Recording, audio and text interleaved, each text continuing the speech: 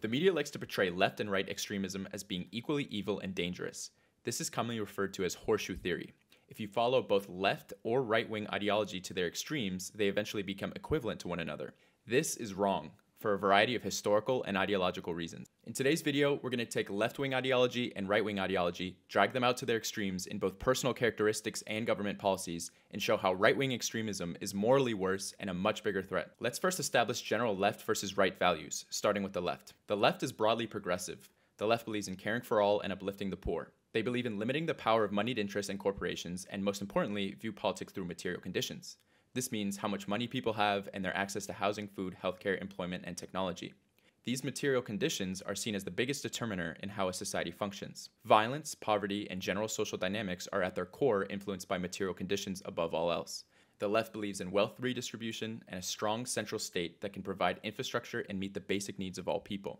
The left believes in strong social safety nets and making sure that people in weaker positions, like the old, disabled, and minority groups, should be uplifted. They lastly value internationalism and solidarity amongst the global working class. Now let's take a look at right-wing values. The right is conservative, praising tradition over progressive ways of thinking. The right typically opposes political and social reform.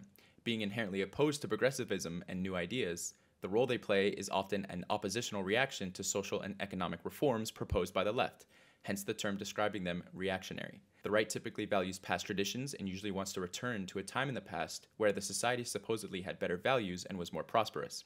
The right believes in natural hierarchies. There are always winners and losers, and the human condition cannot overcome these natural ways of living. Hard work and morality are the biggest determiners in your place in society. Right-wingers believe that the conditions of society, like poverty, social dynamics, and crime, are not the result of people's material conditions. Poverty and crime are a reflection of personal and moral failures.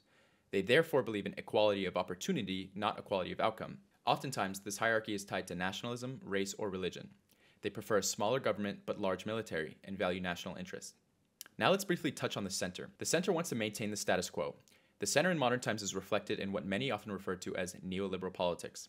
They do not believe or want to fundamentally change the economic system. They believe in free markets and much less constrained capitalism. Liberals do not believe in a hierarchical society as conservatives do. They speak to underprivileged groups, but largely don't believe in or are not willing to enact radical economic programs or reforms. Instead of focusing on funding social services, safety nets, and universal programs like the left, liberals prefer information campaigns and a media culture war to uplift underprivileged groups. Liberals and centrism love procedures and rules. They love trying to work with Republicans even when they're actively spitting in their face. Centrists often create programs to help minority groups, but many only focus on improving visibility and representation. Their vision of success is getting diverse people into the top jobs in the same oppressive structures in government or corporations, dominating the communities they come from. From a left-wing view, centrism ignores the root causes of inequality by avoiding big reforms like universal healthcare, raising the minimum wage, addressing policing, or wealth inequality. They see progress as just selecting a more diverse ruling class. From a right-wing view, centrism is seen as giving special treatment when everyone is supposedly starting on equal ground. This, coupled with liberals' desire to maintain the obviously failing status quo, and elitism frustrates both sides, which is why people on the left and the right hate liberals. Many people in the United States confuse liberals with the left when liberals are very much not leftists. Many self-proclaimed liberals in the US only call themselves liberals because of mainstream media framing. Liberalism is presented as the only alternative to conservatism or the Republican Party. In reality, when you ask them about key policy issues, like cutting the military budget, legalizing marijuana, free college, universal healthcare, canceling student debt, and medical debt, their views are far to the left of the Democratic Party and liberalism. The center/liberals believe that the current system is broken, we just need to make a couple tweaks to fix it, never anything too fundamental. While the left believes that the system is not broken, but working exactly as intended. Capitalism will naturally create the problems we are seeing in society. The left does not want to fix the current system, but dismantle it and create a different system. So in reality, there are a lot of people in the US who may claim to be liberals, but are actually leftists. Now that we have a very condensed idea of left, right, and center, let's take these ideologies to the extreme and show which ideology is more dangerous. The criteria we are using to judge the morality of each extreme is which ideology gives the best outcomes to pursue happiness, peace, and enrichment for a majority of society. First, let's talk about your average right-wing conservative. As a moderate conservative, you believe in hierarchy. You see winners and losers in society, but you think it's based on merit. People get what they deserve by working hard or making good choices. Maybe your family struggled in the past, but they pulled through by working hard and doing everything the right way. And now you're looking around and wondering why other people can't do the same. To you, things like poverty or crime aren't about systemic issues. They're excuses. You're tired of hearing about handouts when you and your family didn't need them. You wouldn't call yourself a racist at all. You might have minority friends you genuinely like. Maybe you work or grew up with some. You respect the ones you know personally, the ones who work hard and do it the right way. But when you look at the larger picture, it's harder to feel the same way. You see the news or scroll online, and it's full of stories about crime, drugs, or poverty in minority communities. It starts to feel like those things aren't just individual problems, but tied to cultures or communities. And politically, you're frustrated. You've seen your town go downhill over the years, jobs disappeared, industries left, and everything has gotten more expensive. Democrats or liberals in power didn't fix any of that. If anything, things got worse. You miss the days when your community had better paying jobs and people seemed to have stronger values. You like someone like Trump because he sticks it to those liberal elites who are completely out of touch with normal people like you. You're not extreme though. You might laugh at an edgy joke here and there, but you don't see yourself as one of those far-right types. Their open racism or fascism is a step too far for you. Now let's take those baseline right-wing beliefs to the extreme. Let's look at the far right. Maybe your town was pretty homogenous, or maybe the only minorities you saw were poor and struggling. You probably had someone in your life, like an uncle, parent, or cousin, who was openly bigoted and planted those ideas in you early on.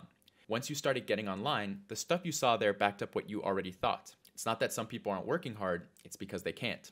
They're not making bad decisions because of bad luck or tough circumstances, they're making those decisions because they're inferior. And you start going deeper into those ideas. It's their genetics, their culture, their religion. All of it is supposedly worse than yours. Poverty and crime aren't because of material conditions or any system. It's because those people are naturally like that. And now it's not just their problem, it's society's problem. They're the reason for crime, poverty, and everything else that's wrong with the world. They're taking your jobs, they're ruining your country. The solution, according to these extremists, is to get rid of them. Whether it's controlling birth rates, forcing them out, or outright violence, the goal is a pure society. If they don't do something now, there'll be more of them than us, and that can't happen. At first, it's just online talk. You find some message board full of people who feel the same way, and you start hanging out there. Maybe you even show up to a protest in real life, covering your face, of course, to complain about a mosque being built or something. But here's the important thing. This ideology always ends in violence. That's the final step. It's terrorism directed at the outgroup. The mass shootings in New Zealand, New York, Texas, there are countless examples of where this goes. Those shooters didn't act in a vacuum. They wrote manifestos, and guess what was on them? The same far-right talking points you'll find on those message boards. This type of targeted violence is almost exclusively right-wing. On a personal level, far-right extremists are some of the most isolated, miserable people you'll ever meet. Most of them are losers. They've got maybe one or two friends in real life, and they're constantly trying to outdo each other in how extreme they can get. The rest of their social life is online, hanging out in echo chambers with racists and incels. There are two main types of these guys. First, you've got the more socially awkward ones. They're bitter, jaded, and insecure. They don't share their views confidently in real life, so they stick to dark humor or mumble it under their breath. Online, they're very loud. Then you've got the Proud Boy types. These people need to play up their masculinity and 1950s-ass idea of male values. Unsurprisingly, the people who want to play up their masculinity are also deeply insecure and cowardly. They love playing pretend cowboy and dedicating their life to hating others. They channel their insecurities into the most pathetic form of community imaginable and a fake form of ethnic white unity. Truly, some of the biggest losers in the world. To live this lifestyle is corrosive to the core, and these are deeply sad, miserable people. That was the personal journey of extremism. But it doesn't take a genius to guess what the results are when far-right extremism captures a country's government. Let's look at some far-right governments. Taking baseline conservative instincts of hierarchy and in-and-out groups to their extreme has dire consequences. Conservatism is inherently dividing. The degree of how far on the right translates to how far you crack down on the people you think are different from you. As a result, far-right extremism results in brutal attacks on perceived outgroups. Employing the power of the state, its media, and industry against targeted groups leads to oppression, apartheid, or extermination. A majority of the worst atrocities you can think of in the past 150 years or so can be tied directly to this ideology. In Spain, Francisco Franco's fascist forces carried out mass executions, suppressed languages and cultures, and killed hundreds of thousands of civilians and political prisoners. In Central America, Nicaragua, Guatemala, El Salvador, and Honduras all experienced right-wing paramilitary operations. These were trained and funded by the US to overthrow popular, democratically elected socialist governments. These paramilitaries committed widespread atrocities, massacring civilians to ensure the governments remained loyal to US interests. Combined, these actions resulted in the deaths of hundreds of thousands of people. In fascist Italy, Benito Mussolini embraced an extreme right-wing ideology rooted in ultranationalism, militarism, and the subjugation of perceived inferior groups.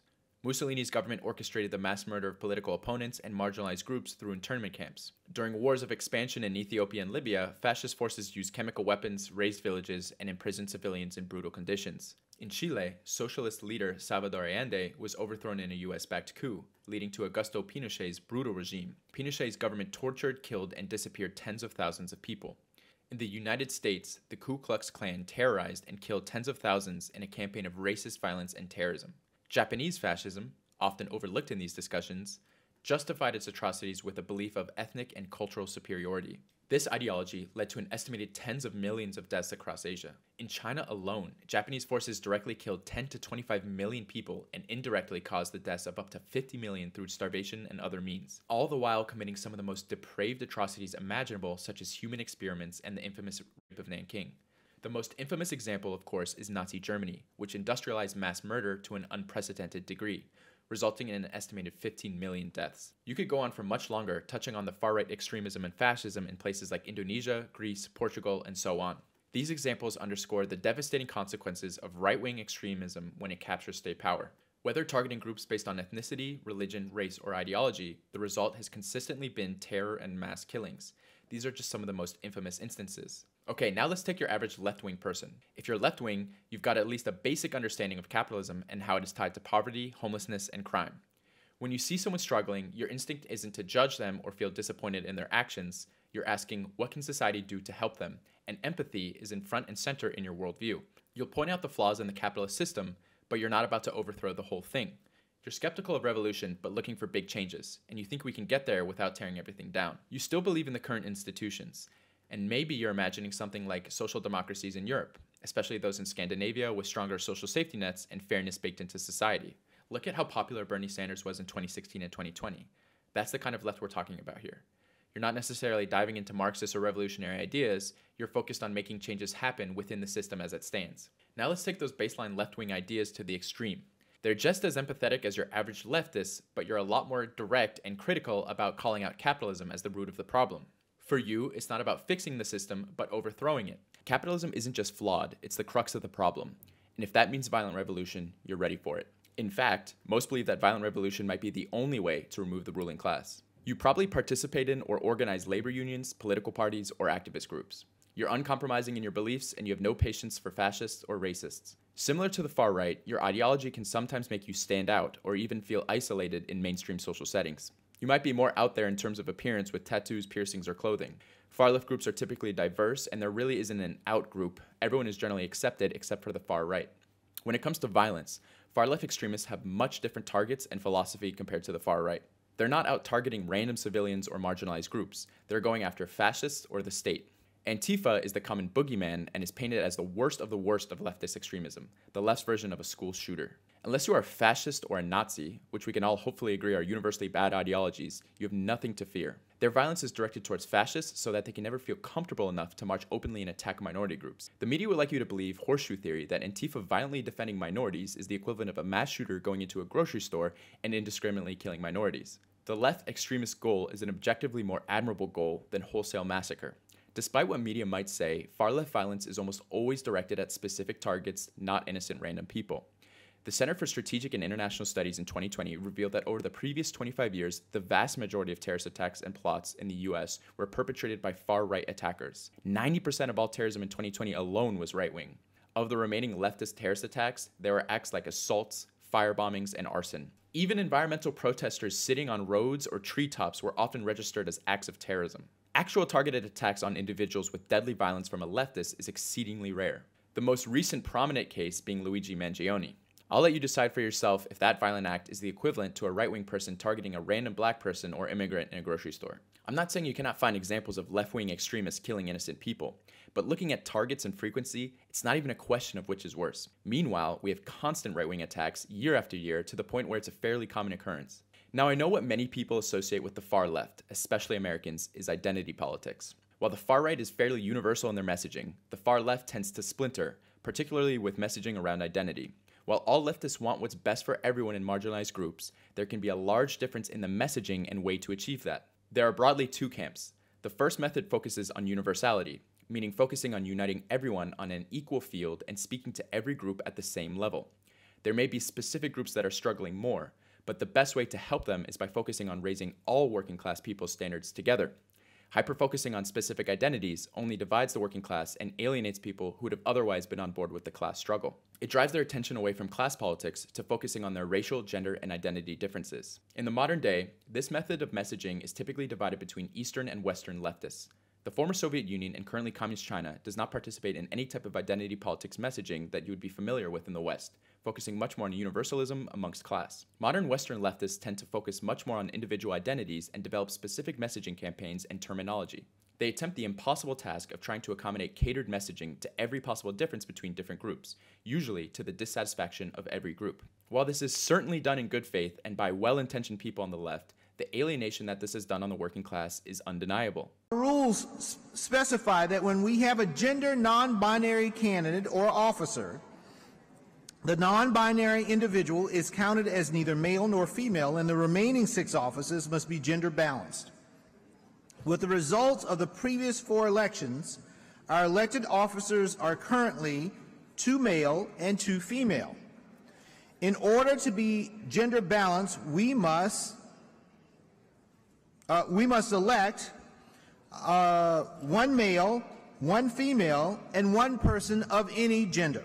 New wave academic terminology, discourse, and aggressive messaging around marginalized groups can be off-putting and not very accessible for your average working class person. Western leftists have placed themselves on a tightrope between messaging on universal programs that benefit everyone, while at the same time not wanting to figuratively or literally abandon specific groups. This has undoubtedly contributed to the failure of the left in the West. The right wing capitalizes on this weakness by using working class people's annoyance with identity politics to vote completely against their best interests and focus on the culture war. Now let's get to the far left government. Before we get into discussing the far left government, please take a second to subscribe and like the video. Thank you.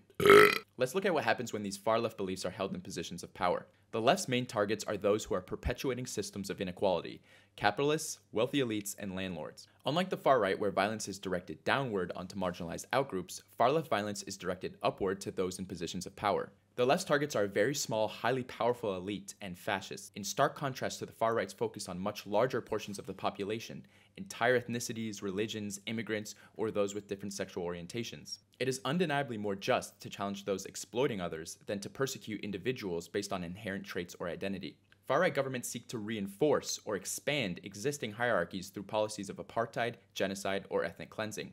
Left-wing governments, even when authoritarian, aim to eradicate feudal systems, redistribute land, and eliminate poverty. These goals are intended to benefit the majority, even if they fail in execution. After addressing the atrocities of far-right regimes, it's essential to confront the darker chapters of far-left governments as well.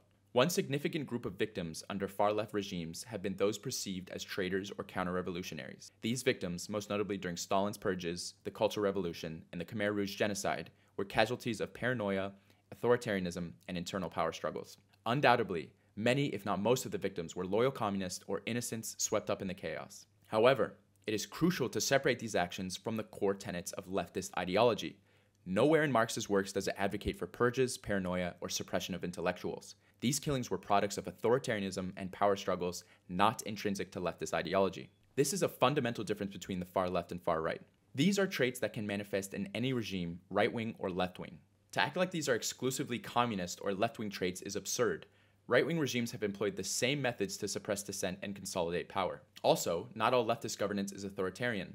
Many democratic socialist systems, such as those in Nordic countries, demonstrate how leftist principles can also exist without authoritarianism.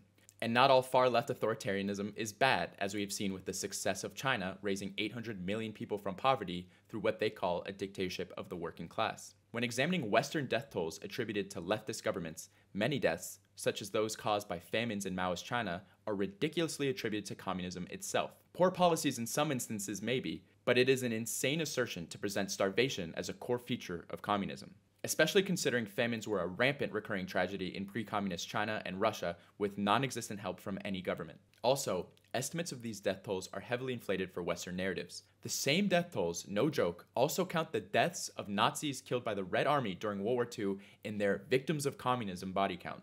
In contrast, the tangible improvements brought about by leftist revolutions cannot be ignored. In the Soviet Union, Cuba, and China, literacy rates doubled, life expectancy rose dramatically, urbanization and industrialization surged, and infant mortality plummeted. These achievements outpaced progress in the capitalist West, which took centuries to reach the same milestones. If famines under communism are to be criticized, then the systematic poverty, starvation, and neglect perpetuated under capitalism, particularly in Africa and the global south, must also be criticized. The resources exist to eradicate extreme poverty worldwide, but under capitalism, the profit motive is more important over human welfare. Communist China, for instance, has not only eliminated abject poverty, but is bringing the global south with it through its Belt and Road Initiative. Meanwhile, capitalist countries are controlled by oligarchs and face rising poverty rates and rapidly declining living standards. Blaming communism for starvation and suffering ignores the mass suffering under feudalism, monarchy, and capitalism, which is never examined. If you take left-wing ideology to its extreme, it means doing the best for the majority of the underprivileged by any means necessary. The bad things that happen are in the context of implementing a noble aspiration of a just and equal society. Taking the right to the extreme always results in the subjugation, othering, and usually destruction of whole populations of people. Maybe you're off-put by extremism in general and think of yourself more as a moderate. You want to pick a side and fall somewhere in the middle. I think it's better to choose the side that's end aspiration is a classless, stateless utopia, compared to an ethnically homogenous, divided world amongst nation-states built on hierarchies. Taking baseline conservative views and extending them must lead to an outgroup, a scapegoat, and inferior. How far you go on the right spectrum is the degree of intensity in which you hate or attack a certain group, starting at personal bias and bigotry as a moderate to death and extermination at its furthest. Meanwhile, your targets on the left are not everyday people, it's the small populations of oligarchs or fascists. Their removal also isn't necessarily death, as many on the left believe in rehabilitation and re-education. When communism took over in China in 1949, the last emperor of China from its dynasty-based government system was still in the country. Instead of killing him, Mao just educated him on communism and gave him a normal-ass job. You should never feel threatened by a far-left person. Unless you are an open racist or Nazi, which I hope you shouldn't feel concerned for, then you are within the 99% of people who are not a target. In personal relationships, it should be universally clear which side of the spectrum's extremists you would rather deal with. For one, leftists seldomly commit acts of terrorism. When they do violent acts, it's often targeted at corporations or government infrastructure, like vandalizing weapon plants, sending arms to apartheid states. They never intentionally target innocent civilians. Far-right people are jaded, antisocial, violent, openly misogynistic, and racist. They are insecure and full of hatred. They are inherently dangerous and nihilistic. Identity politics and left messaging can be cringe and annoying, but like, what's worse? There's a good Stavros joke about this that I can't remember exactly, but it goes something like, the left extremist person at worst might look strange to you, have a weird hair color, and be annoying. At least they want what's best for you, and they're definitely not going to hurt you. I'll take that any day of the week over some guy with an AR-15. The nature of the human condition is cooperation and progress, not division and hierarchies created on a superficial basis. Thank you guys for watching. Please subscribe and let me know what you think in the comments, whether you agree or disagree. Please check out my last video, and I'll see you guys in the next one. Peace.